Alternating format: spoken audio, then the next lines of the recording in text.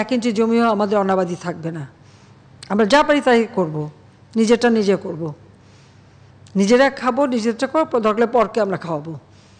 সেটাই আমাদের লক্ষ্য হওয়া উচিত। কারণ আমাদের জমি উর্বর, আমাদের এই যে বিরাট জনসংখ্যা আছে, একটু আমরা বর্তমান যুগে যান্ত্রিক যুগ, আমরা যান্ত্রিককরণের দিকে যাচ্ছি, আমাদের উৎপাদন বাড়ানোর দিকে আমরা যাচ্ছি, কোনো কাজে কোনো লজ্জা নেই।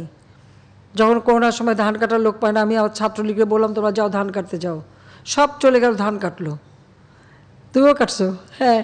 তাহলে দেখো এতে কি কোনো অমর্যাদা আছে? কোনো অমর্যাদা নাই। নিজের কাজ করতে অমর্যাদা কেন থাকবে?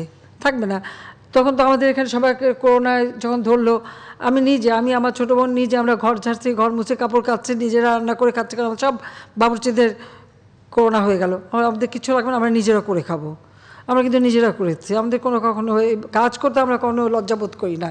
নিজের কাজটা নিজেই করি, সেটা করাটাই সবথেকে সম্মানের। অন্যের উপর নির্ভরশীলতা আমাদের কমাতে হবে। তো আমি চাই আজকে আমি ধন্যবাদ জানাই আমাদের ক্যাবিনেট সচিব সহ ক্যাবিনেট ডিভিশন এবং যারা এই যে আমার চোখে বঙ্গবন্ধু, এটা আমি মনে করি আমাদের ছোট শিশুদের ভিতরে এই যে একটা আদর্শ, স্বাধীন বাংলাদেশের আদর্শ, এই আদর্শ, সেই চেতনাটাই গড়ে উঠবে, যাতে তারা লেখাপড়া শিখে এই দেশকে এগিয়ে নিয়ে যাবে। সামনে কিন্তু অনেক কাজ, আমরা স্মার্ট বাংলাদেশ করব। তো তোমরাই হবে সেই স্মার্ট বাংলাদেশের মূল সৈনিক, তোমরাই এ দেশকে গড়বে। পারবে না? বলো পারবে? সেটাই আমি চাই।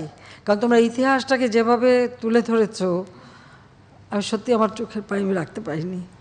তোমাদের সত্যি আমি অনেক দোয়া করি তোমরা ভালো থাকো। আমার অভিভাবক, শিক্ষক এবং যারা এটার পিছনে কাজ করছে সবাইকে আমার আন্তরিক ধন্যবাদ।